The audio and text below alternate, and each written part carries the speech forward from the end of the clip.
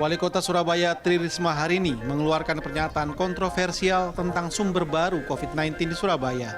Dia mengklaim 90% kasus baru COVID-19 berasal dari wilayah perumahan menengah ke atas.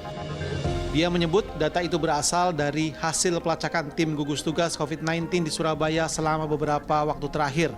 90% kasus baru COVID-19 yang berasal dari perumahan elit Surabaya, menurutnya berbanding terbalik dengan penurunan kasus di kampung-kampung.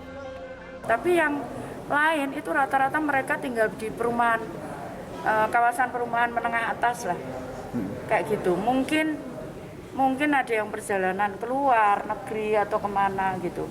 Karena kemarin kita cocokkan ada satu orang, ternyata dia perjalanan dari luar negeri. Kemudian juga kita nggak tahu kemana, kita lagi telusuri itu berkaitan dengan pekerjaannya atau berkaitan dengan apa begitu. Sampai berapa persen Ibu? Nah, sekarang yang naik itu hampir 90% lah itu dari menengah atas kan. Wali Kota Risma juga menyebut penurunan kasus di kampung-kampung karena penerapan program Kampung Tangguh di lebih dari 1.000 kampung di Surabaya.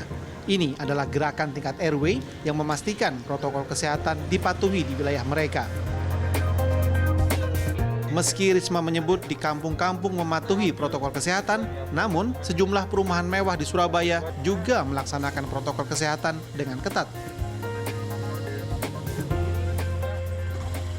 Kita kalau masuk semua itu dicek suhu dan wajib berpakai masker. Nanti kalau ada sepeda apa ojol-ojol driver online itu kita semprot pakai disinfektan itu. Jadi biar semuanya di dalam aman semua, nggak terkontaminasi dari luar gitu. Selama ini ada kasus gitu di sini ODP apalagi PDP di kompleks ini? Oh alhamdulillah kosong. Iya, nggak ada. Pernyataan Risma juga diragukan oleh epidemiolog Universitas Airlangga, Windu Purnomo. Selain tidak diumumkan basis datanya, selama ini justru klaster COVID-19 di Surabaya berasal dari pasar tradisional, pabrik, dan kampung. Windu juga menyebut salah satu penyebab masih tingginya tingkat penyebaran COVID-19 di Surabaya adalah rendahnya kedisiplinan warga mematuhi protokol kesehatan dan lemahnya sanksi bagi para pelanggar. Semua pernyataan kan harus berbasis data itu ya.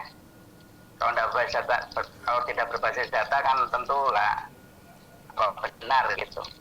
Nah, jadi kalau kita lihat dari analisis klaster ya, itu klaster-klaster yang muncul di Surabaya itu ya klaster-klaster pasar banyak pasar gitu ya, dan juga klasternya jadi belum ya mungkin ada 1-2 ya yang apa, tapi saya juga belum melihat klaster-klaster di perumahan elit itu misalnya kan harus ada itu ya, kenyataannya atau datanya belum dikeluarkan, saya tidak tahu, tapi yang saya lihat dari data yang ada, klaster-klaster itu ya bukan klaster-klaster di perumahan elit itu.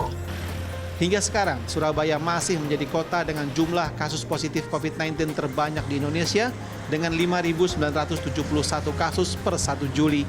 Tetapi dari jumlah itu, tingkat kesembuhannya juga cukup tinggi, sebanyak